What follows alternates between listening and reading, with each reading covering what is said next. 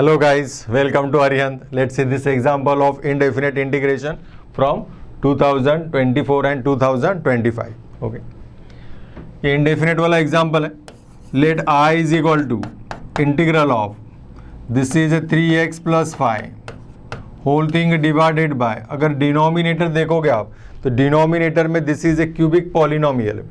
cubic polynomial है और यहाँ से आप common ले सकते हो. From these two terms x square common and from last two terms minus x common.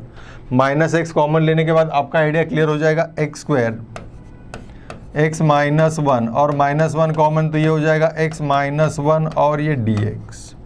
This two brackets are similar brackets, इसे भी कॉमन लेते हैं तो ये बन जाएगा मेरे पास 3x plus 5 whole thing divided by x minus one into x square minus one और ये d x.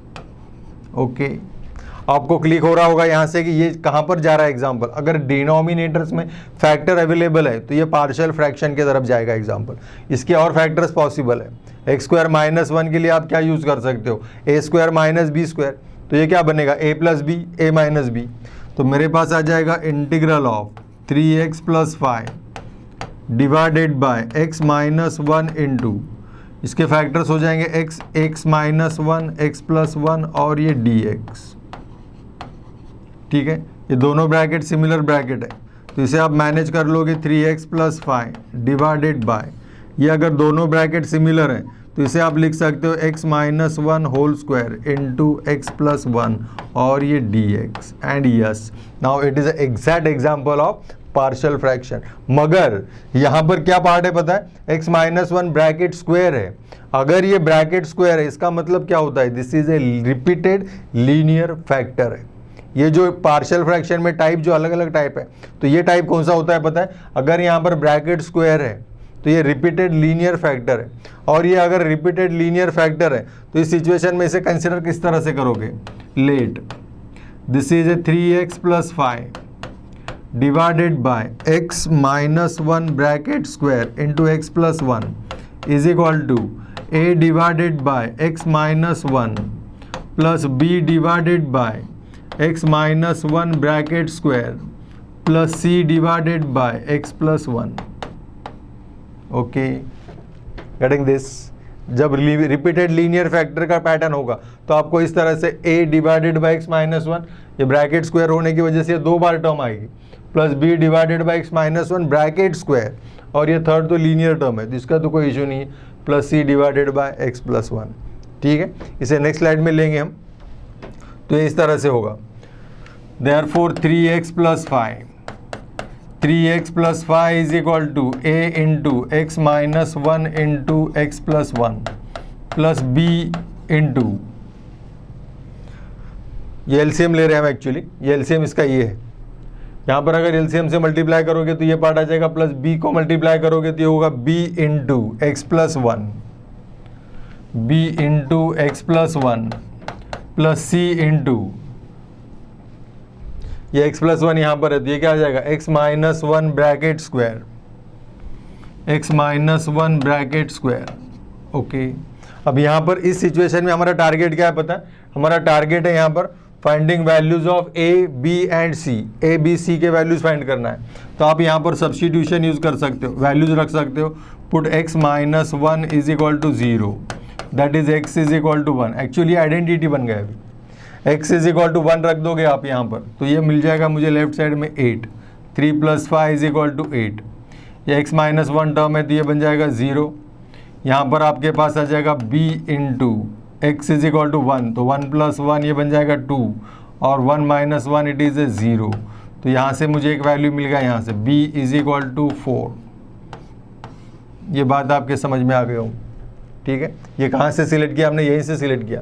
x minus one bracket था हमारे पास इसलिए x minus one is equal to, अगर आप 0 रख दोगे तो आपको आसानी से वैल्यू मिल जाएगी.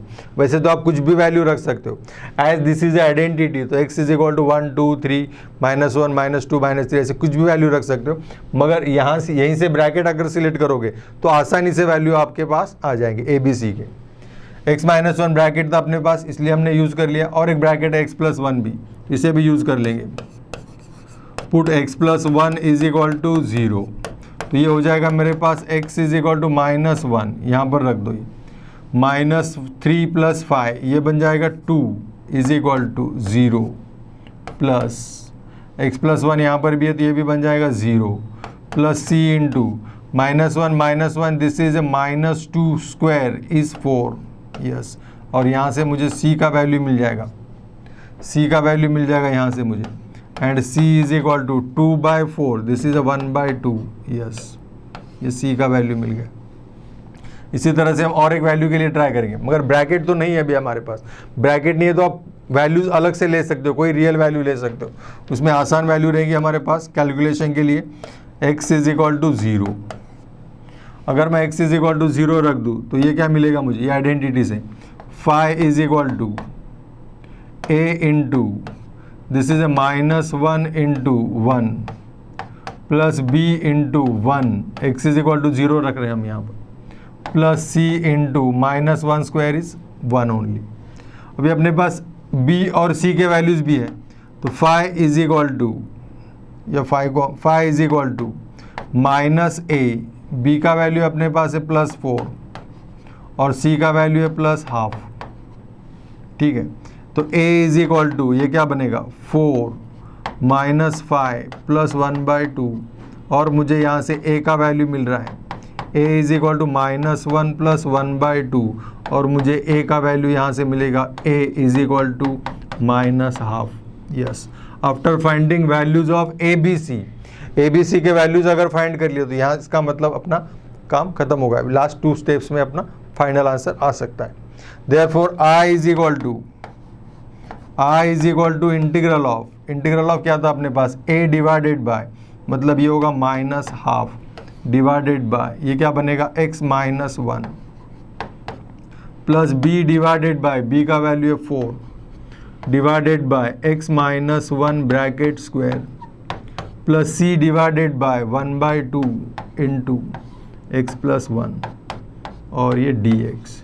ये वैल्यूज हमने कहाँ पर सब्स्टिट्यूट किए पता है, यहाँ पर सब्स्टिट्यूट कर दी a divided by plus b और ये c, बिकॉज ये इंटीग्रल पार्ट था हमारा और ये integral part is equal to ये यूज़ कर लिया था हमने। और a b c के वैल्यूज़ अभी हमें पता है, अगर a b c के वैल्यूज़ पता है तो इसका इंटीग्रेशन लेना बहुत आसान सा पार्ट है, इसका इंटीग्रेशन अभी आप ले सकते हो। It is equal to I is equal to ये आएगा अपने पास -½ ln x - 1 प्लस अभी अपने पास है यहाँ पर 4 divided by x - 1 whole square. अब ये लीनियर टर्म तो है नहीं तो इसका इंटीग्रेशन थोड़ा अलग से पैटर्न से लेना होगा। इसका इंटीग्रेशन आप यूज़ करोगे इस फॉर्मूले से, integral of ax + b whole raise to n, ये वाला फॉर्मूला आपको पता है इंटीग्रेशन से, ax + b whole raise to n। इसका फॉर्मूला क्या है अपने पास, ax + b whole raise to n + 1 divided by n + 1 into 1/a plus c। ये फॉर्मूला यूज़ करना होगा आपको इस इंटीग्रेशन के लिए, ओके। तो ये होगा 4 times integral of x - 1 bracket raise to -2 dx, okay. और अपने पास और लास्ट टर्म है, इसका इंटीग्रेशन आप ले सकते हो यस, ये because it is a linear term, plus 1/2 ln x + 1 plus c, ठीक है। अभी ln के आपके पास 2 टर्म्स है, ln के अगर 2 टर्म्स है तो यहाँ से 1/2 कॉमन लेता हूँ मैं, तो ये 1/2 कॉमन लेने के बाद ये होगा log c minus log d, तो ये आ जाएगा मेरे पास ln x + 1 divided by x - 1 plus 4 into what about integration of this, इसका फॉर्मूला तो हमने प्रीवियस स्लाइड में देख लिया, इसका फॉर्मूला ये वाला, ये फॉर्मूले से आप इंटीग्रेशन ले सकते हो इसका, और ये हो जाएगा x - 1 bracket raise to -1 divided by -1 और ये प्लस c, ठीक है। इसे प्रॉपर फॉर्म में लिख दो and that is our last step, 1/2 ln this is x + 1 divided by x - 1 plus या माइनस, ये माइनस बन जाएगा यहाँ पर, अगर ये माइनस बनता है तो ये होगा यहाँ पर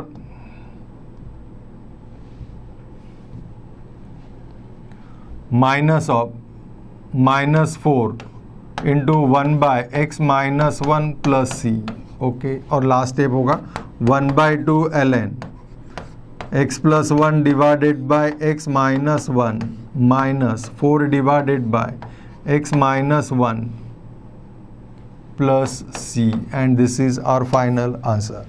ठीक है, आई होप ये टोटल सॉल्यूशन आपके समझ में आ गया होगा। This is example of partial fraction, मगर पार्शियल फ्रैक्शन में भी कौन सा टाइप है, रिपीटेड लीनियर फैक्टर। ठीक है, ओके, थैंक्स गाइस।